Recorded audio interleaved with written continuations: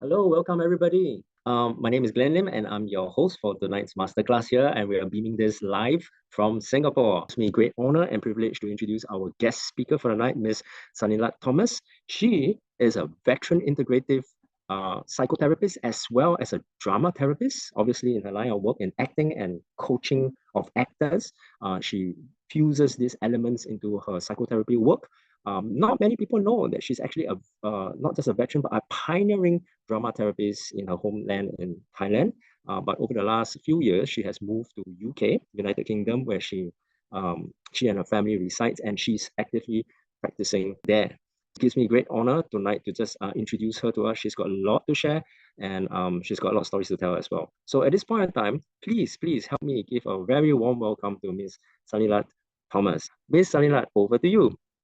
Sawadika. Good evening, everyone. Before I show you presentation, let me tell you a little bit. Of course, I think a lot of people know me as an actress in Lanma or How to Make Millions Before Grandma Dies. But I think a lot of people don't know that I'm actually an integrative psychotherapist and drama therapist for more than 20 years. Today, we're going to talk about drama therapy for self-healing. Let me just start with a story. This is a real story of a traveler, real experience of mine. So you can close your eyes, or if you say, I don't like to close my eyes, why do I have to do that? You don't have to.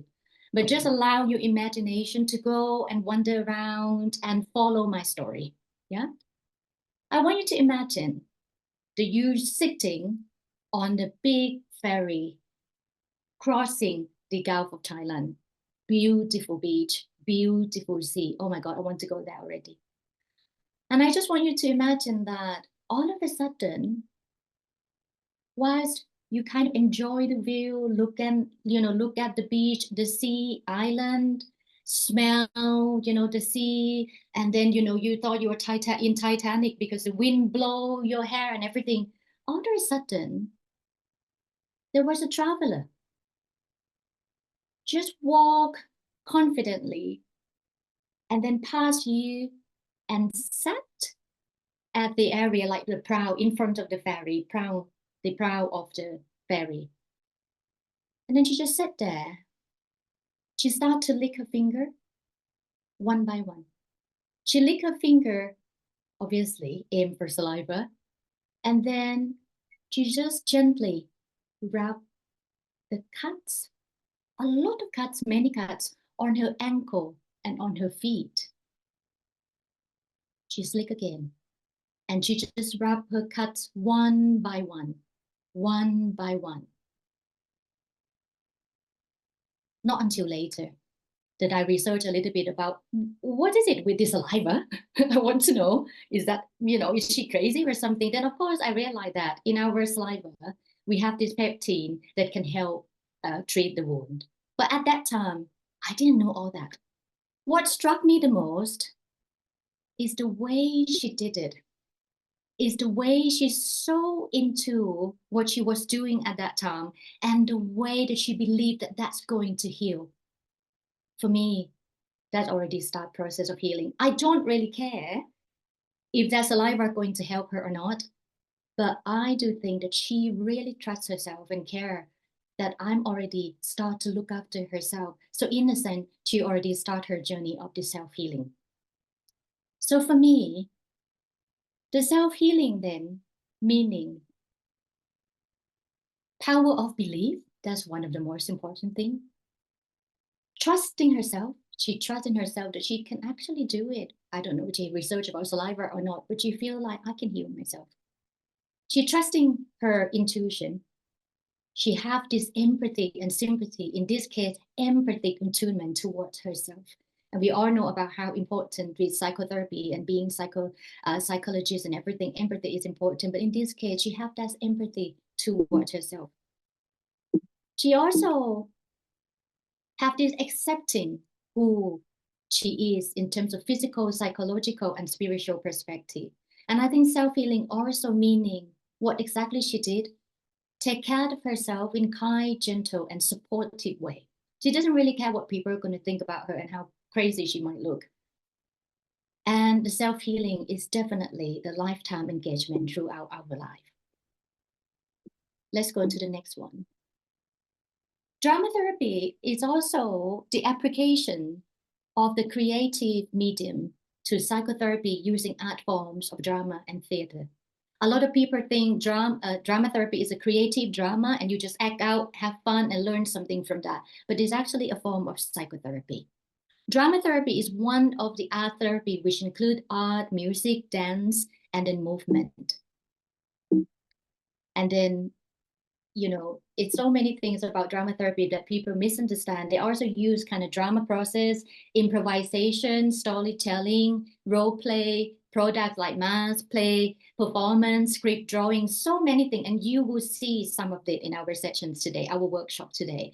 And then they use all those product and improvisation or theater knowledge or art knowledge to help people to understand the thought and emotions and to improve their behavior as well. Drama therapy encourages people to taking action, and doing something about that problem rather than just sit there and being passive and thinking about it. How about you do something, taking action, and using all that through creative and expressive process and activity. It is collaborative. Modern psychotherapy and modern psychology, you don't guide the patients or client now. You actually try to collaborate this work with the client. So the empowerment of both therapist and client is very important. Let's just go to drama therapist. For me, drama therapist works as both clinician and artist who draw on knowledge of theater and therapy to use as a medium of psychological therapy. Models and approaches I normally use is combinations, or sometimes I use single or primarily use of creative expressive model, task and skill models. You will use a lot of task and skill with the people with autism, or Asperger or something like that, because that can help them learning or rehearsing something that they have to do or something that they have a challenge in their everyday life. We also use different psychotherapy approaches, mindfulness based approaches. I don't have time to kind of explain the whole different kind of approaches, and I'm sorry for that, but I'm going to just kind of touch a little bit in different psychotherapy approaches. So for the psychotherapy approaches, we're talking about, we use some psychodynamic approach, the unconscious mind to the conscious. A lot of times it's things inside that need to be valid, need to be spoken. So you might heard this from Jungian therapy, Jung analysis of archetypes. We also use Gestalt. Gestalt is, it's so many names, so many ways we're calling this one, but I would call it Gestalt therapy in terms of dealing with self-awareness, focus on here and now, how they relate to the other or how they relate to the experience before, but what about here and now? The client and therapist relationship is important, and reenactment. I also use all those integrative approach because I train integrative psychotherapists, and this work very well with drama therapy, where you not fix yourself with one of the approach or model. We also do the psychodrama approach, where you use the action method, you use role play or protagonists a lot in there, and it's worked very well with the group drama therapy.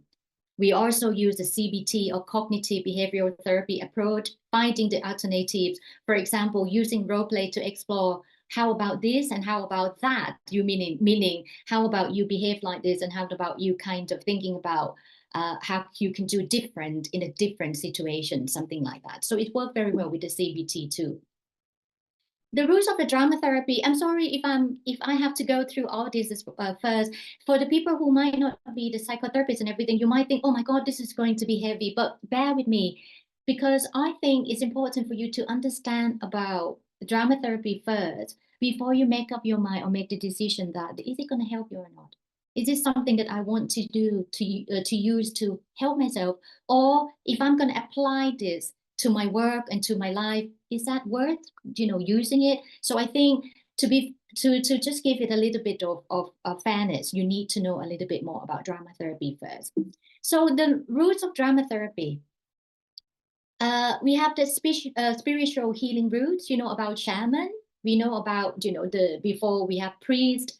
We're talking about the all ancient medicines. People gather together in the ritual art form. They might have like shamanic kind of dance or everything in the purpose of healing or religious practice. So the arts used in the practice provide effective symbolics or explain healing and religious ideas.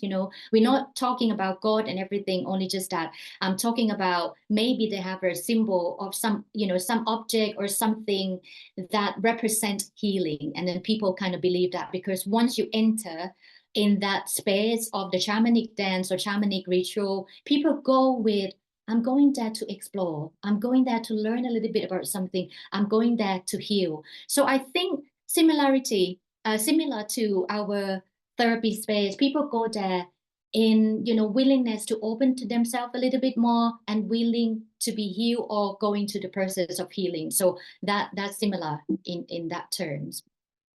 So the drama therapy used our symbols, ritual, dramatic projection, and concept of healing through action in order to making sense of something difficult, including illness, and to express difficult feelings and emotion. You will see that, with the shamanic and everything like that, because the drama therapy also come from the anthropology, part of anthropology. If you're interested in anthropology, if you read through about the shaman and ritual, it's very intriguing, very, very interesting. And it's actually the root of some of the renowned psychotherapy.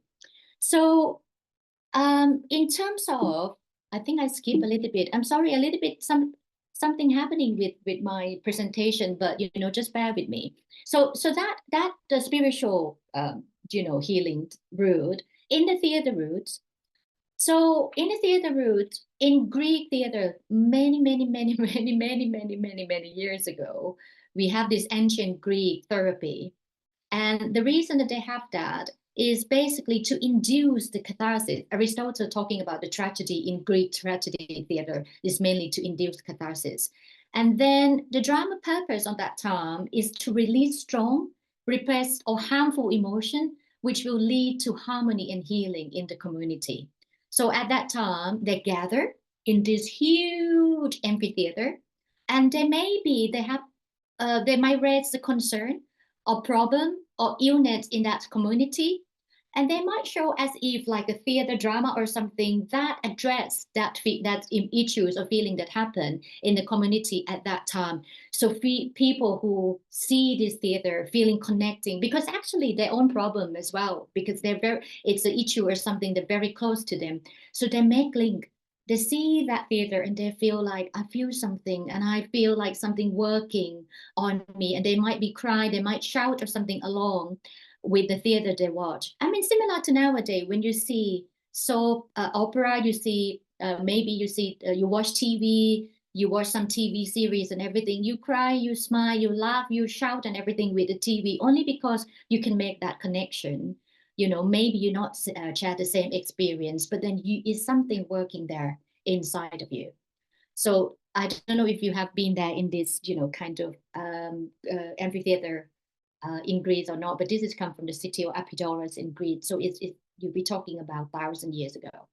In terms of therapeutic drama, I'm just going to go very quickly on that one. But basically, it starts since 18th century, where the therapeutic drama used in the hospital, actually, when they suggest people to do a patient, to do the role play, use the role play and story to create and to talk about their illness and emotion. And I think that's brilliant.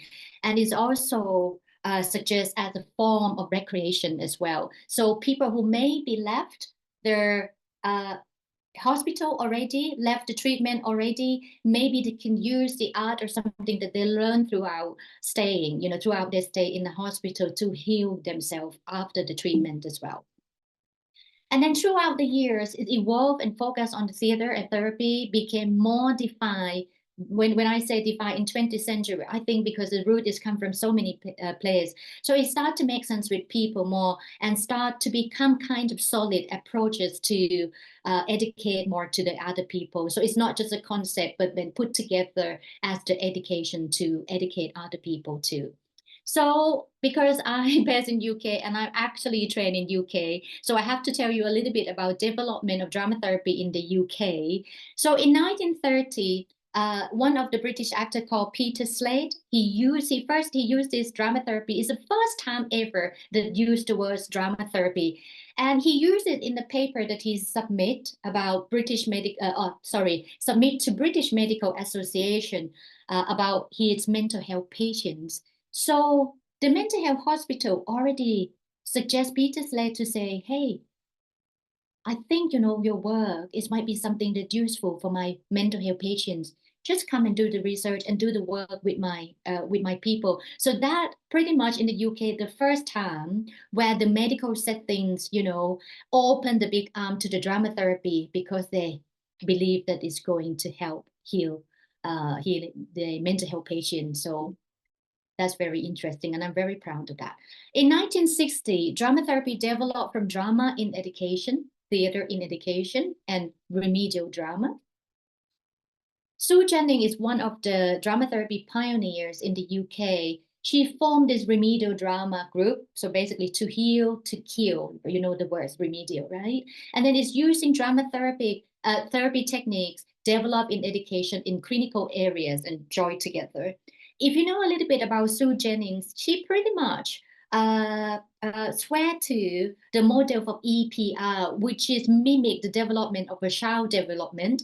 EPR, then the E is embodiment, P is pretend play or projection play, protective play, and then R is role play. So if you imagine the development of a child, one child, so when they're first born, when they're the baby, they care about themselves. They play pretty much about themselves. They play with their saliva. They play with their finger. They're licking their finger about them. They're just pretty much trying to identify and understand about themselves. And then pretend projection play. Then they start playing with toy, start playing with others, and role play when they actually understand that they themselves can act in so many ways, so many things, and get other people attention in so many ways, even though they can communicate that in the verbal, in the concrete or concise like verbal communications or not. The group developed into Remedial Drama Center, and then I'm just going to go fast in this one because I'm aware of the time. We don't have much of the time today, but in 1970, this remedial drama of Sue Jennings then named itself first as a Dramatherapy Center. And then in 1977, at the Hertfordshire College of Art and Design, they took the first group of drama therapy students. And later on, it's become University of Hertfordshire, and I train drama therapy from that, but they don't have this course nowadays. I think they stopped this course in University of Hertfordshire many years ago, but the lecturer and everybody that involved is become also a pioneer of the drama therapy course through around England. So let's go to the multi-arts and theater forms. We can use so many things like dolls, painting, small object, poems, story. We can use images, we can use mask, we can use script play, role play, whatever you feel comfortable and confident with. We can use the movement. I'm also do a little bit of movement. You can use the puppet. You can use the archetype or role cards or name cards. You can use music, sound play, objects, word games, and everything like that to help. But I would say the most important things in terms of the two is yourself. A lot of time I prepare something before I see my client, but I don't use anything at all apart from myself. A lot of time my client just want me to be there and listen, and that's enough. But a lot of times they say, you know what, how about I'm not using all the tools and everything, but I want you to interact with me, play with me. Something like even a mirror game or something can be useful to as well, but that not you don't need any tools at all, isn't it, for that? You just use yourself. So you have to be prepared to use yourself as a tool. So therefore, if you remember when I'm talking about the definition of a drama therapist, we also the clinicians, but at the same time, we also an artist. You need to be very comfortable with the art form we use. But from the people who participate and you yourself that going to use drama therapy for self-healing, you don't really have to have training in drama. You don't have to have a training in arts and anything, because the expressive art or creativity is already within you. You don't need to train more for that. But drama therapy can guide you to make use of that potential inside you a bit more. So drama therapy and, 1 second, I have to go back in that. Drama therapy and self-healing. To tell you a little bit about how drama therapy and connect with self-healing, I'm just going to use my skill in terms of the acting a little bit to tell you this. So I have to warn you a little bit first. This is a part of my autobiographical performance, or um, last year I do this project, which is basically the mental health talk. And I invite a lot of people, a lot of artists, a lot of clinicians to do mental health monologues. And it's well received last year. And we're going to do again, hopefully we can do this year at the end of this year, or perhaps, sometime next year. So a little bit of the warning is any issue that I'm going to talk about resonate or make you um, remind you of your own experience. I hope that you will perhaps, maybe give yourself a break or pause a little bit or something. And I'm sorry, because I try what I'm going to try to do. I'm not going to do the full version. I'm just going to do something that I think is going to be safe. But I really want everybody to understand that I will be with you and I will support you. And if anything resonate with you, I'm here and I will be support whatever I can. You're going to see the two parts of my life, which is going to divide by the picture. I don't have exact picture of that time because of my families and everything going on with my family. We lose a lot of pictures. And that is one of my treasure that is basically, I lost it. But it's just going to represent each time for you to get an idea of that event, what happened around that time. What I'm going to do, I'm going to show you that.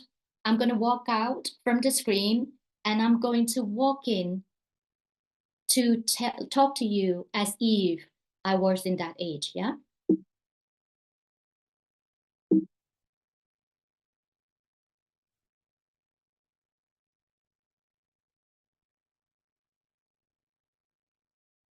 Hi, hi, uncle, hi, aunties. Oh, thank you for coming to see me. Hi. Mm. What? Oh, what happened? Do you want to hear about? I don't want to tell about that. I don't want to talk about that. Okay. I'm sitting outside my house. Then I hear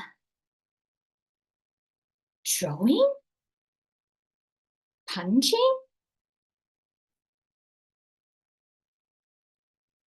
a lot of something like that. So I'm going upstairs in my room and I just sit there. But I still can hear that. I still can hear that. So I just start talking to myself and I like, and I just like, I remember I just talk as if I'm an actor. So I'm like, oh yes, I didn't know like exactly what this means, but I start talking to myself and I talking with a mirror and I just like, la la la la, whisper, whisper. Oh, almost like I'm with somebody else. That helped me a bit because it distract me from what happening downstairs. After all, punching, kicking, still there, but I'm in my world. Anyway, thank you for listening.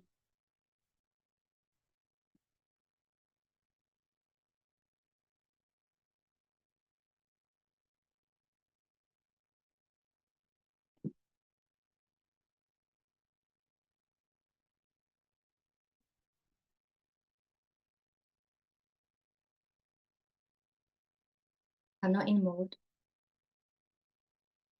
I said I'm not in the mode. Do you know my mom just strangled me? Yeah? I didn't do anything. No, I didn't do anything. And if I did,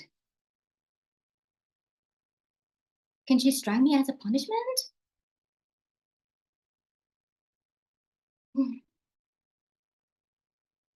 I don't know what to do.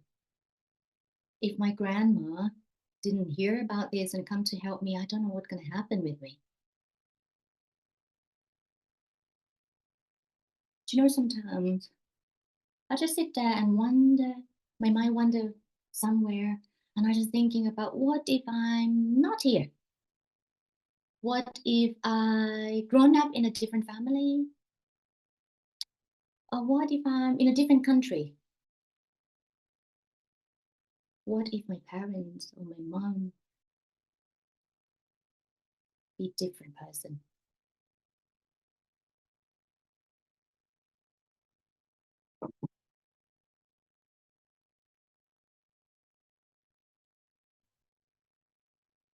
Thank you for listening to my story. So I just want to go to the techniques that I used in my childhood without any knowledge at all about the drama therapy. I use story making. I just imagine myself going to the better world, or maybe create a story of okay family, or story to myself when I grown up, when I'm not in this family, who I'm going to be, what I'm going to do. I use the role play and pretend play. I'm always love movie. And I have to thank to my dad to take me to a lot of movie before. He loved cinema, and I learned a lot from that experience. I will use a role play. I would just talk to the mirror. I would just talk as if I'm becoming a different person, or maybe a hero, maybe somebody stronger, or even use the role play as almost like a reversal play. What if I'm my mom? What if I'm my dad? And how mom and dad should actually take roles or play roles in a child life. I use a lot of that. I'm also use soothing song with Chinese cradle song. I want to kind of emphasize on this a little bit. As Glenn suggested me, and a lot of people here know that I am also the actress in Lan Ma, so How to Make Millions Before Grandma Dies. They are the scene that talking about the cradle, Chinese cradle song. It's coincidence. The script that writer and everything didn't talk to me about that. I didn't tell them about that, but I remember my grandma when I was young singing this. I don't know exactly the word, but I don't know if you're going to remember that or not. Eh, ong ong ong kim ko. And this is actually mentioned in the film, but I use that to heal and to help myself, to distract myself from that noise and that scary noise, scary sound. And I use that for myself. I also use gibberish. I don't know about that English or something. I know a little bit, but I'm so young. I don't know the meaning and everything. But I will come back and I'm just like, yeah, talk as if I know English so well. But I use that to kind of, do that. To heal myself, I would say, without I'm knowing that what I actually did. Everything that I say that I used in a childhood, it used all core processes and techniques in drama therapy without I know about it. I might don't have time to kind of go through every single thing and emphasize everything, but I use the dramatic projection. I project, something, this issue outside myself. I using the personification, impersonation, using, become someone. I don't have interactive audience and witness it, but I have mirror. So I put the mirror, as if the reflection of those audience and witness. I use playing, I use drama therapy, therapeutic empathy and distance myself from that reality. Using live drama connection, transform this to be something else, transform myself to be something else, and transform the situation to be something else in my own creative world. I use the embodiment, of course, put everything together. And all of that is therapeutic performance processes where I use it. When you're talking about the therapeutic performance in drama therapy, we're not talking about you have to act, you have to do such a performance, big performance. if I ask you about something and you say, oh, this is the way I wake up in the morning and I get up and I like, yawning and stretching and everything, that can be the therapeutic performance in a way, because that's the action, that's expression. So it doesn't have to be a huge thing. It doesn't have to be a make-believe thing. So that's the core process of and technique in drama therapy. How drama therapy can heal? Emotional expression and catharsis is important in drama therapy because drama therapy can provide safe and creative space and outlet to express difficult feelings and emotion. Drama therapy can heal because you can have a chance to explore yourself, have an insight, because drama therapy encourages individuals to explore their own thoughts, feelings, and experience. They provide an escape and release. In this case, escape and release is so many meaning. In my case, I escape to the different world, different places. But in this one, in terms of the psychotherapy, we would say it's escape and release in the way that helping individuals to gain clarity, process past trauma, and support personal growth. Because you don't have to stuck in your own problem and your own trauma. You can actually, use the other creative thinking or whatever, do other things about you not just only represent about the trauma, you also have the other aspect of yourself as well. And mental health recovery, promoting imagination, abstracting thinking, which provide benefits to a range of conditions, help individuals come up with creative and strategy to their problem, opportunity to explore complex issues, including trauma issue, without verbalizing it. A lot of time, when we work with the trauma patients, we don't want to re-traumatize them again. So the barriers, I think it's so many things. It's self-criticism, self-sabotaging, self-hate, it's a whole self-concept. The self-conflict, do we have any transaction analysis psychotherapists in here? Maybe you can support me in here. The self-conflict, being therapists or not, a lot of time when you have to give advice to other people, we are so good at it. But when we have to deal about the problem of ourselves, when we have to try to help ourselves, we sometimes stuck or very, very, self-criticism. And that is because of, perhaps in transaction, we're talking about the parent ego self, we're talking about the adult and child. Because the parent self always say to you, are you sure? No, it's just create your self-doubt, is it a good way? Are you sure? Do you have a confidence and everything? So you always have this self-conflict, and sometimes it can be barriers. You're talking about in denial. A lot of times we say, yeah, I don't think that I don't need anything. I don't need to do anything. I'm okay. Lack of self-trust and self-confidence. Believe you have to do it all alone. This is very important. When you see the word self, you think this is alone. We have to do it all alone. I think in this case, it's not. The self-healing, it's something that you do throughout. And of course, if you've been in the journey of, in a therapy session or whatever, it's before, during, and after the session. But at the end of the day, it's not something that you have to do it alone. You can start by talking to someone, expressing the feelings, to someone. You can start by seeing someone, being socialized and everything. It's not about you have to deal with it alone. The barrier is also trapped emotions from trauma, heartbreak, stress. Sometimes it's just not really helping when you have the chronic stress, because it just stops you from thinking or dealing or concentrate, focus on something. The diminished insight can be from any conditions or symptoms, experiencing severe mental health problem, not ready to make change. That can be barrier, but it doesn't mean that you can't do it, but that sometimes can cause a little bit of challenge. Now, do we still have a little bit of time? This is going to be the first time that I'm going to go to do exercise in the shortest time ever.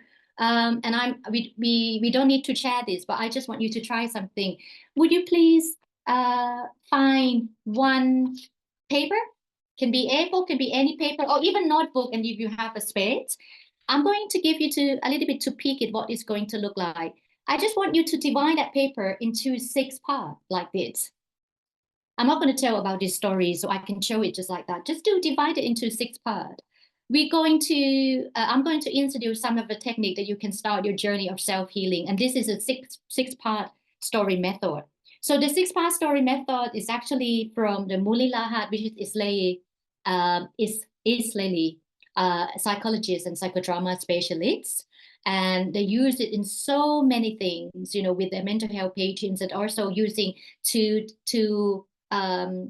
let the people explore a little bit about their coping strategy and mechanism from stress and anxiety. So let's just do that. So I think at the moment you then will have the paper and then look like this. Am I right? Hold on. You just keep going 1 second, yeah? Okay, you will have this six part, yeah? So normally we're going to draw this, but I don't think we're going to have time. So if you can draw quickly, fine. If not, you can just write the answer, write something that you have in mind in each box.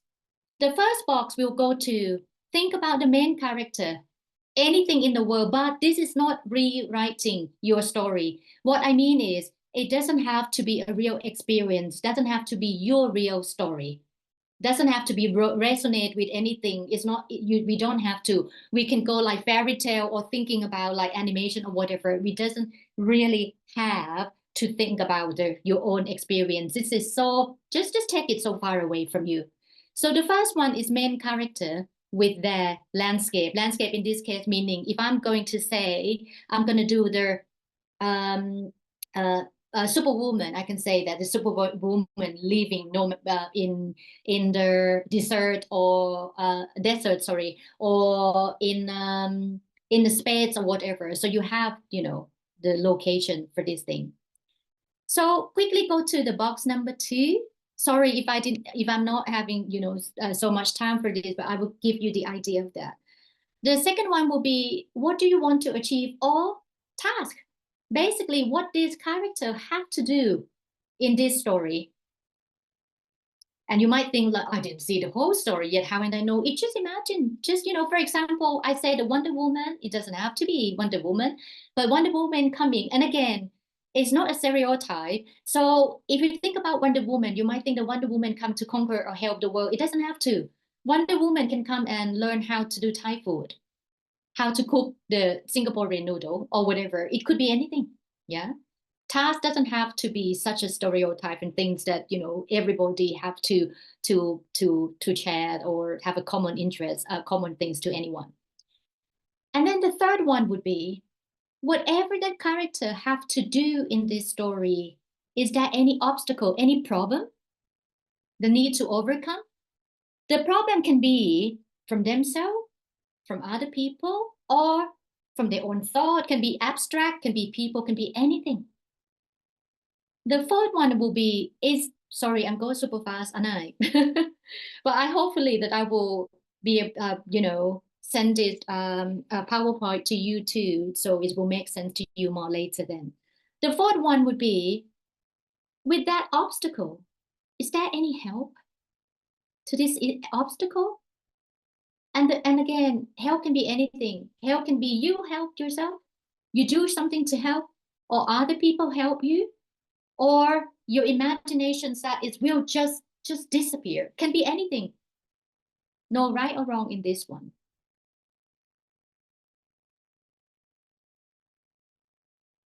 And then the fifth one would be combinations of everything. How do you want this story to end? How this story ends?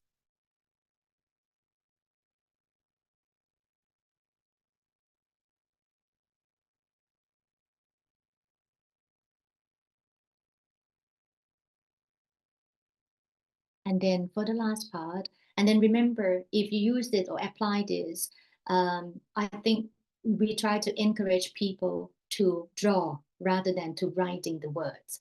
And if they say, I can't draw, you say, this is not for the art class. You just draw something that you understand. You know, it is not like to show. Or if they say, I don't want to draw, I don't want to talk, but I want to act out, I want to do the acting, they can do too. So last box, the box number 6 is in the near future, and it's entirely up to you. I'm just going to throw this responsibility back to you. Near future can be 1 month, 6 months, or in a year. What do you think is going to happen in the future? what is going to happen. This is your own story. Yeah. And I hope because obviously we're not in person, so I won't have a chance to see if anybody want any help from me or is any stuck in anywhere. But hopefully this is just, just to get you the idea and you start doing something. And of course you have a chance to ask me later, or you have a chance to email. If I could be of any help, email me and I would let you know a bit more. So with all this, sorry, again, it's going, a bit too much. Just bear with me. It just changed completely everything now. So just bear with me. Ah,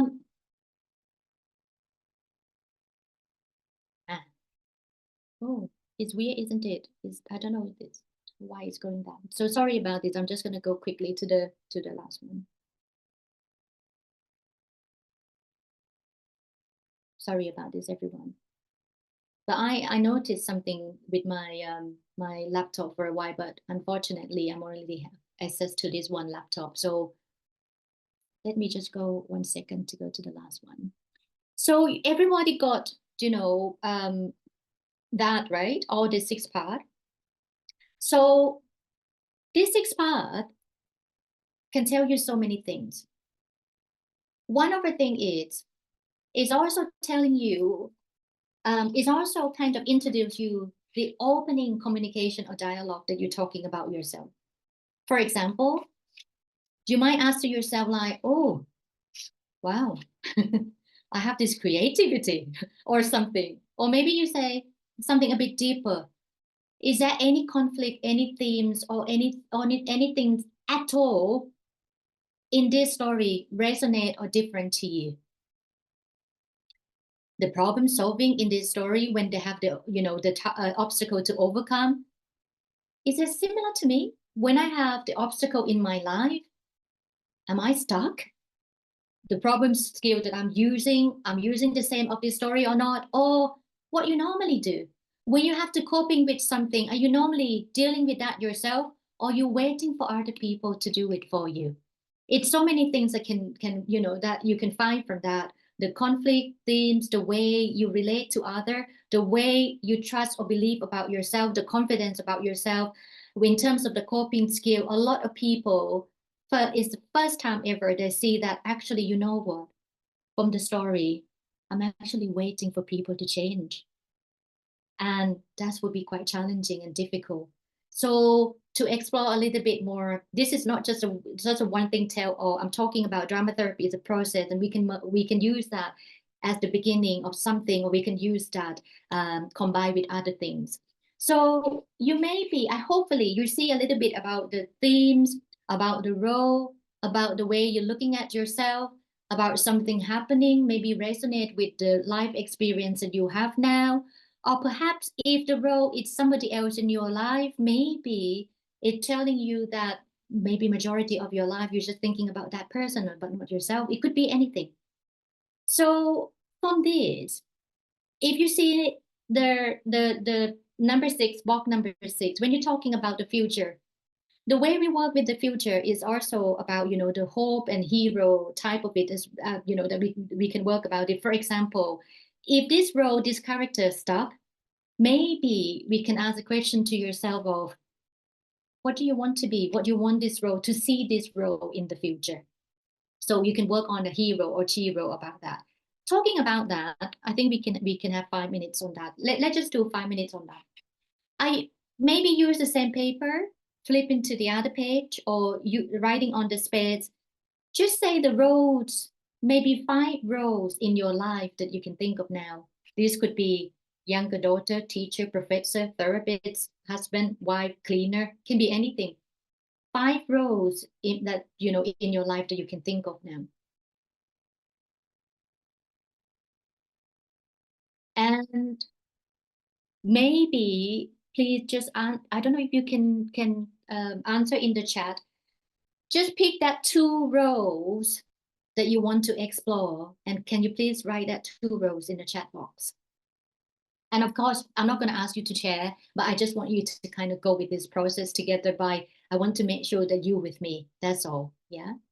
So the two roles that you see, in your life, 5 roles, but pick just 2 roles that you want to explore. Have you done that? For some reason, I can't see that. But anyway, I trust that you already did that. But I don't know why I can't see that.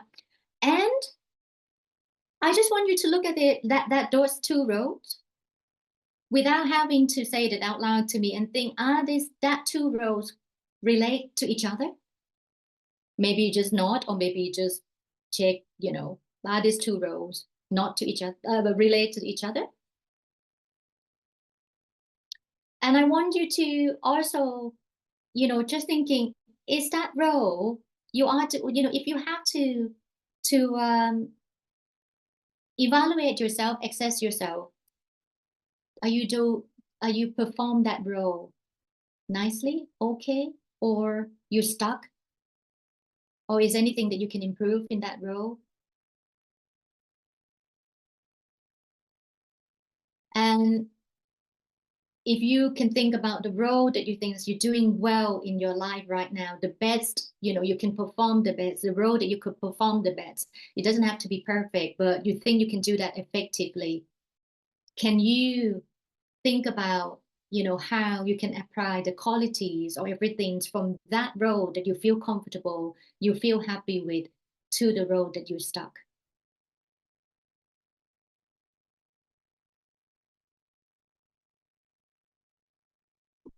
I'm going to write these questions. What if overdo in the role would I become a burden? I'm going to talk to this later in the question time. So you have those 2 roles, and you have another role that you think you're doing the best. And I asked you that in those 2 roles, how do you see yourself perform?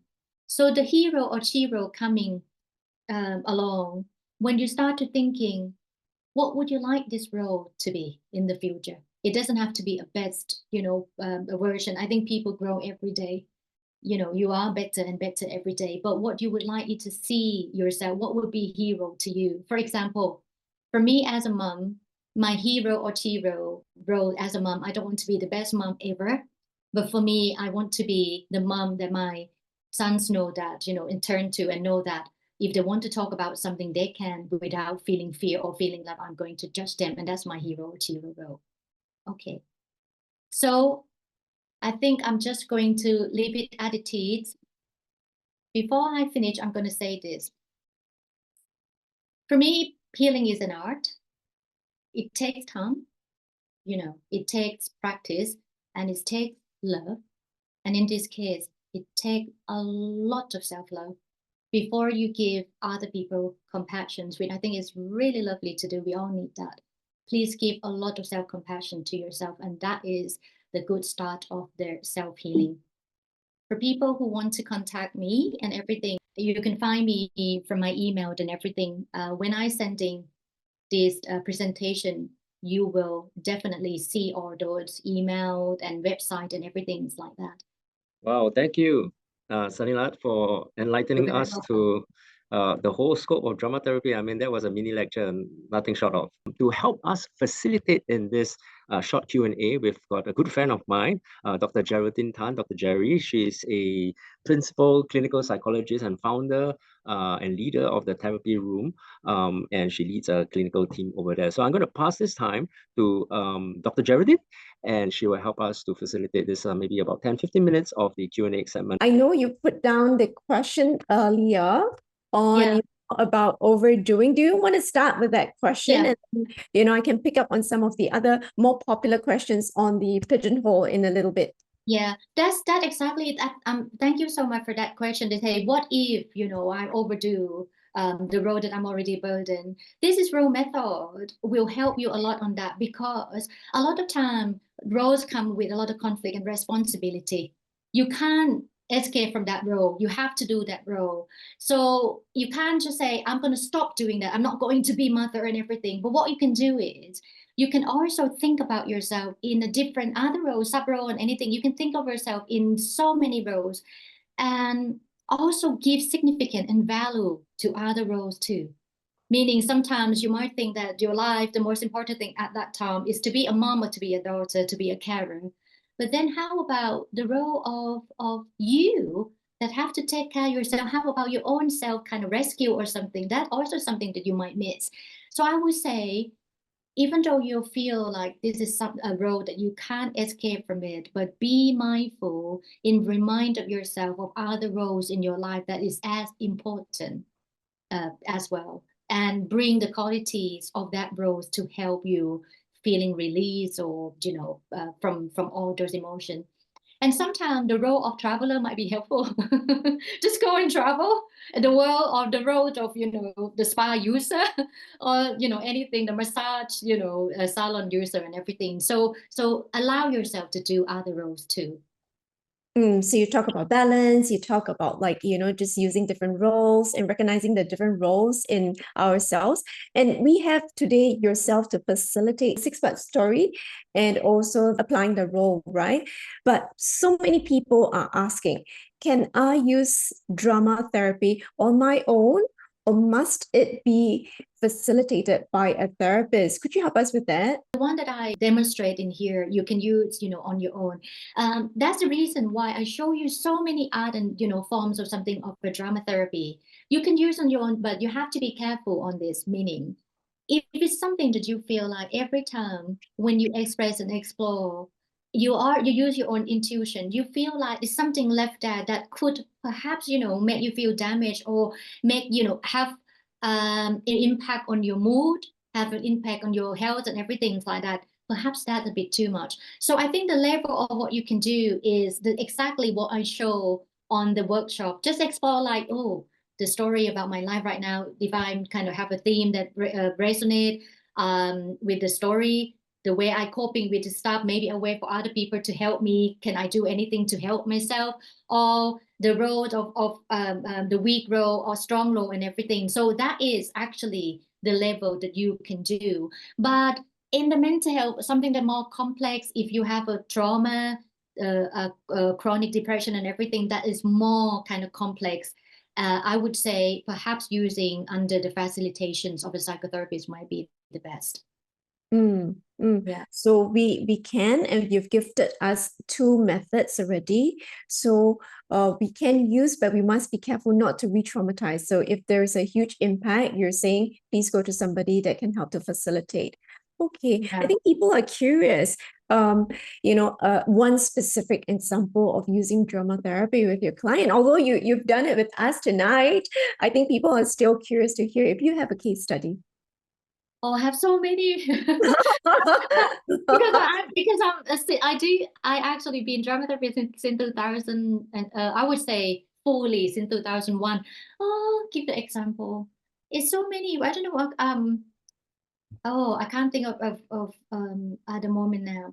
Okay, maybe related to I have the permission to use, but I didn't have a chance, and I didn't think it's that important to tell. Say the 6-part story that I sent that I show that actually from my real client. Right. So yeah, so basically she's really been to a long periods, many years of the sexual abuse, of the trauma, no safeguarding issues concerning her family and her life at all, 0. So what she wants to do in her life is basically using that, her experience, to help other people, but she have no confidence in everything. So in that story, she starts to have the hero, kind of character of herself. She say, one day I will be able to do it. And I would say, explore how you could do it. So she say, you know what, I'm also love movie. I'm just going to explore how I feel if I become someone that can help people. Not necessarily that she's going to do anything about the movie, but she just wants to experience how she can feel if she able to help someone. So that will be kind of encourage her, stimulate, and make she feel kind of pumped. So then she make a story about her herself being the film producer, and then set up this production kind of company and everything. And then the third one, she says somebody burned it. And then she still have hope on the fourth one, but then she will have help, from other people to build that production, I think maybe studio, again. And then one day she will then show other people that she can do it, and help, educate people to do more film. And hero or Chiro role of herself is be able to sit in the festival or in, you know, film, I don't know, fair or whatever, and then talk about with other people about her films. She doesn't want to be a film producer, like I told you, the filmmaker, but she wants to try different experience to build up that role, that hero, that strong role of her. So that's the potential of that story. You don't need to do the story that you think, oh, it's going to be you one day, but you use that to build up everything that you need to be the future self. Thank you for sharing that. Yeah, I think it really piqued all our interest. And I'm going to slip in a question of mine because, when I heard you do drama therapy, I read a little bit more about it. And you also say that drama therapy incorporates like art therapy as well as, some of the other techniques. So in Singapore, this is very popular, like play therapy, art therapy, as well as psychodrama. Could you provide a little bit of insight, the difference, because what you're sharing is so fascinating, but yet there are some overlaps. Okay, let's talk about the psychodrama first. The psychodrama using the action method, the protagonist. So pretty much for me personally, even though you can use the tools of the, like, the stores of theater and everything, but I think psychodrama work very well with the group because you have the action method, you can direct, you can ask people to come. For example, if Dr. Geraldine is my participants, and maybe you want to explore the story about you argue with the colleagues. I'm just saying that, right? And then maybe you just say, you know what, I don't want to play this myself, but I'm going to use Dr. John to be myself. And then, I can ask you, and who else? Who are going to be the different colleagues and things? Maybe you can choose Miss Maylin to be your colleagues and everything. And then you tell them about the story as it is a script. And then you ask them to try to reenact or improvise and everything. And then you can see it as an outsider. You give the distance to your own story, right?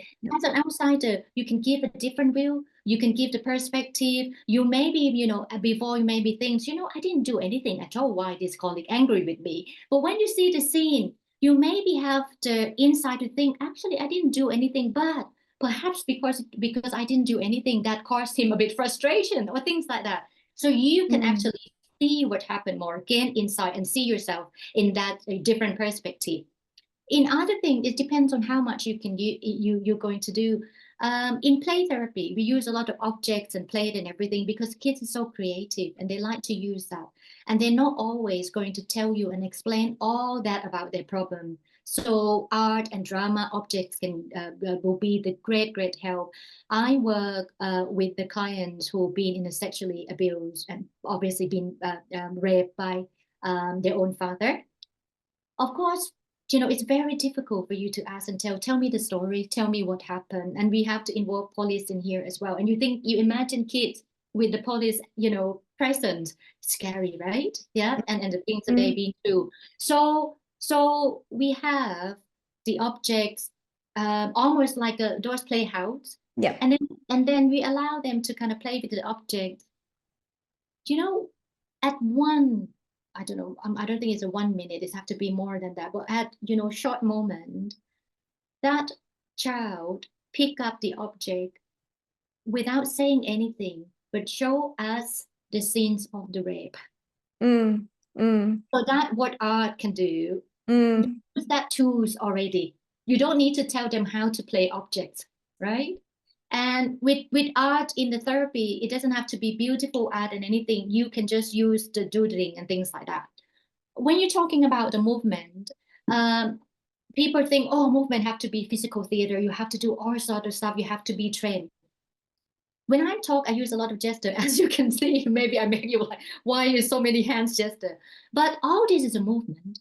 Yeah. When you say hello to someone, when you wave to someone is the movement. When you do this and you show, how about telling me about your movement? How about telling me when you greet your friends and when you greet your people? When you work with the autistic, children, you're talking about so many ways that you greet, how many ways you can greet people. You can understand that because the creativity language, isn't it? So that's why all of this art, whatever you use, is going to be useful. And the art therapy is not using just drawing. They also look at the line, look at the form of everything. So it's really a big subject to talk about, but I will encourage you to do. And you don't, but I would say, as a therapist and everything, if you don't feel comfortable to use anything, you don't have to. If you're comfortable to do just one or two tools, just use that. That's your highlight. That is your expertise. That's fine. I'm so mesmerized by what you're saying. I'm going to end with one more question, which quite a number of people are asking. So they're asking about what drama therapy can be used for. Can it be used to reduce self-criticism? Can it be used to decrease fear? And quite a number of them are looking at the fear of public speaking. So could you help us with that? Okay, I'm going to start with the fear of public speaking. They have quite a bit of element that you can use. You can use drama therapy as the rehearsal things, by you may be in your own bedroom or even, in your living room with or without the real audience. You can start rehearsal. But one of the things the drama therapy can help you not just rehearse, but you can actually thinking inside about the role or hero. For example, you might not think of yourself as a hero at that time, but do you have a speaker or a public speaker, or do you have any famous people or other people that you look up to, or you feel, oh, that's actually the speaker that I would like to be? It doesn't matter, but you can think. You can use the pretend play by, what if I become, just part elements of that person? I'm maybe confident, or I imagine that this is not a first speaking at all. Is already the 10th or 100th and everything, and act as if you that person or that role. Or you can use the drama therapy in terms of you writing the things about yourself, the good things about yourself. And if you're fair to yourself, like write down the self-criticism things that you talk about yourself, and you think about it. Which one is helpful? Which one is harmful? Which one will be helpful for you to be a less fear public speaker? Which one will be helpful? And I ask you a question. If the self-critic is harmful, why do you want to keep it, right? If you open the fridge and you have all these rotten things or something that you think is not going to be useful for you, you throw it away. So don't keep all those unhelpful or poison thoughts as well. So that's something that you can use. For the other things, a similar question, I'm going to say, yes, drama therapy can help with all sort of things. It's so different level. Explore about yourself, give life, give a positive view about yourself with the story, with everything that I make a example. Or even when you go back to your past experience in your life, you imagine the day that you feel like you're the most comfortable with yourself, you're the most happiest, you're most confident. You can look back and think, that's still you. Your younger self is still you. Nobody take that away from you. So how are you going to bring that back? For example, I'm quite feisty. When I was young, I'm be able to talk and then opinionate, right? That's the word. I can't remember the word now. Yes. And then at the moment, I'm now talking about myself now. At the moment, I'm a menopausal woman. Sometimes I feel like, oh, today I'm so tired. I don't want to talk with, I don't want to give view or something. But why not? I'm still have that in me. I'm still can debate. I still can talk. I still can share my opinion, even though I'm a menopausal woman. It doesn't matter. So you can do that as well. Bring that experience, bring that role in the past to help you. So drama therapy can help with the confidence, with self-criticism, and what something that I didn't actually have a chance to address it is actually it could work as well with the people with delusional. And for example, we actually work with patients with the schizophrenia and things like that. But that's a little bit more that we have to talk about. I'm sorry that I didn't include that here because I think that's more complex. Yeah.